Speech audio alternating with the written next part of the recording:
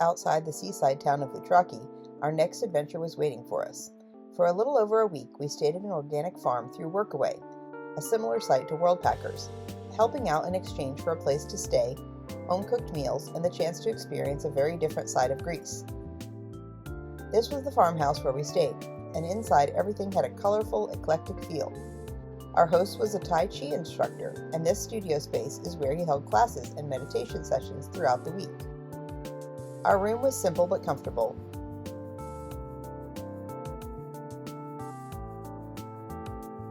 And just outside was a peaceful garden area filled with wildflowers, herbs, and the sound of birds almost everywhere you walked.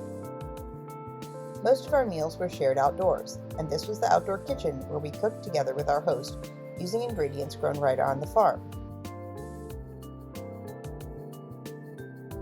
Behind the house was the greenhouse, where we watered plants every day, surrounded by beautiful spring flowers, including these bright red poppies that were blooming all across the property. Carrie wasted no time getting to work by repairing one of the old farm tools, while I explored some of the paths winding through the property. We walked past grapevines, used not for wine, but for making grape molasses. The grapes are slowly boiled down for nearly 12 hours until they become a thick, sweet syrup. Some of these little plants over here, I don't know which ones, are chamomile for tea. I think these, she said, are pear trees. They're just planting some tomatoes or something there to collect the water. The property also included over 130 olive trees, which are harvested to make olive oil. This is wheat growing here, which they're not using right now, but there's the horse. And they've got, I think, some pumpkins and some melons, cucumbers planted. And this is all spearmint we used to make tea yesterday. And these are all pomegranate trees. The farm was also home to chickens, ducks, geese, and a goat, who we helped care for each day. Hello. Hi. Hi, sweet baby. Some fresh water. And Mama's making some more babies over there. Maybe in a couple days we'll have new ones. This is Harma, which means beautiful in Greek. And we're going to feed her some of our leftover greens there, the carrot tops. She likes those. You can't ride her because she has something wrong with her legs here. The bottom of her legs are bent weird. So they just keep her for using her poop. Every morning started with feeding the birds before moving on to compost duty. So he's mixing the food for the chickens. They're happy they got their lettuce leaves. Yum, yum, yum, yum, yum.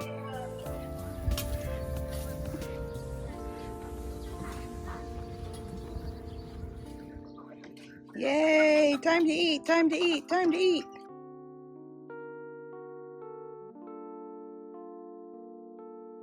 Hey, breakfast! What are you complaining? You already ate. Our host taught us how to build compost in layers using old hay, weeds, horse manure, and other organic material to create nutrient-rich soil for the gardens. Thank you, Harma, for your poop. Which meant we spent part of the morning collecting horse poop. Goat poop. Alright, now we're going to clean the goat's pen. Take all the dirty stuff there. Sweep up all the poop and use it for the compost. And piles of old hay that had been trampled to the ground. Then we dug around the fig trees to help loosen the soil and improve water flow. Well, that looks beautiful. The chickens like the weeds, apparently. Before moving on to one of the farm's giant compost rows. We shoveled, hoed, packed everything down. Go snack time! Look what I have for you. He says you're going to eat all of this today. And fed fresh green weeds to a very happy goat. Is that good? Is it delicious? Then came the glamorous job of wheeling loads of horse manure from the olive grove back to the compost piles. And that was all just day one. Well, he really did eat all of his greens, didn't you? Day two was when the real work began. Our task was cleaning long rows of vegetable beds. First, we used pitchforks to clear away weeds that had been cut the day before. That part actually wasn't too bad. Whenever the wheelbarrow filled up, we dumped the fresh greens for the chickens and geese, who seemed thrilled with the arrangement. But then came the hoeing. For 2 straight days, we hoed around endless rows of vegetable beds under the Greek sun, trying to keep the weeds from taking over. Another day, another row of hoeing.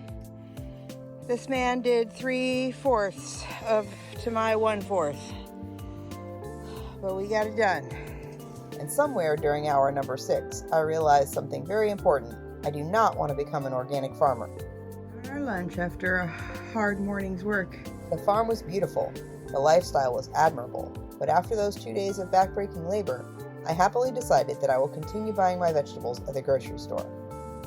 Cooking meals was also part of daily life on the farm, and many ingredients came directly from the gardens. Thankfully, after the heavy labor, we finally had a more relaxing assignment: harvesting grape leaves. The leaves are sold to local restaurants to make dolmades, a traditional Greek dish made by wrapping rice and herbs inside tender grape leaves. Only the largest and best leaves could be picked, and it takes a surprising number of them to make even a single kilo. Once harvested, we carefully stacked and packed the leaves into the bags to be weighed and sold.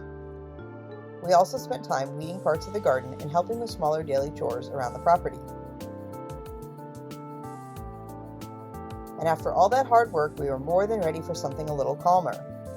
In the evenings, we enjoyed a few of our hosts' Tai Chi classes, practicing slow, flowing movements that were probably very necessary after 2 days of nonstop hoeing. It was peaceful, relaxing, and honestly a perfect way to end each day on the farm. Next time, we leave Greece behind and head north to the coastal city of Helsingborg for our next adventure in Sweden. See you in the next adventure!